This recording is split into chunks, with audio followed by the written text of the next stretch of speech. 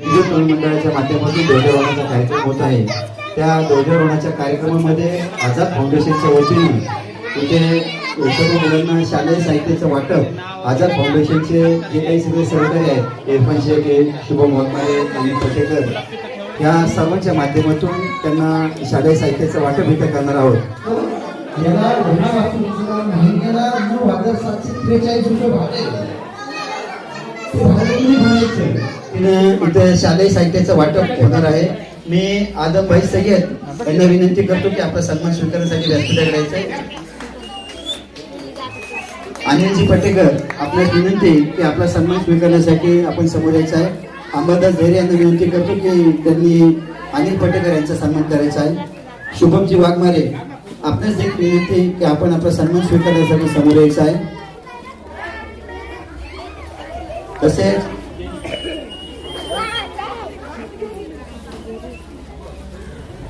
चेतन धोत्रे आपणास विनंती की आपला सन्मान स्वीकारण्यासाठी व्यासपीठाकडे यायचंय. इरफान सय्यद शेख आपणास देखील विनंती की आपण आपला सन्मान स्वीकारण्यासाठी व्यासपीठाकडे यायचंय. इम्रान पुनावाला आपणास विनंती की आपण आपला सन्मान स्वीकारण्यासाठी व्यासपीठाकडे यायचंय.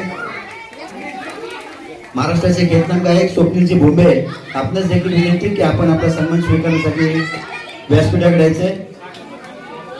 सागर तरकसे आपल्यास विनंती आहे की महाराष्ट्राचे ख्यातनाम गायकांचे कडूनच सन्मान व्हायला हवा.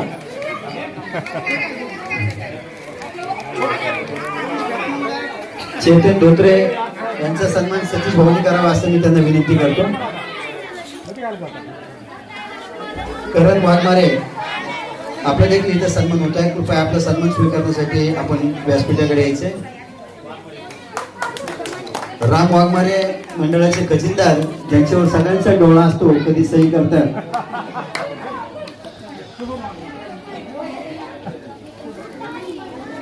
गणेश काका सावे आपल्यास देखील रमेश काका सावे आपल्यास विनंती की आपला सन्मान स्वीकारण्यासाठी आपण समोर यायचं आहे.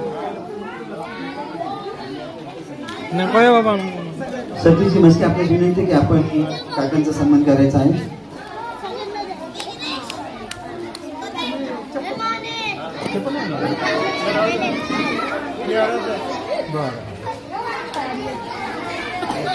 आताच आपले नवनिर्वाचित अध्यक्ष विशालजी भोसले यांची भोसले मंडळाच्या माध्यमातून, संस्थापकीच्या माध्यमातून, अखंड भिडनगरच्या माध्यमातून त्यांनी त्यांचा सन्मान सतीशजी मस्के यांनी करावा असं मी त्यांना विनंती करतो.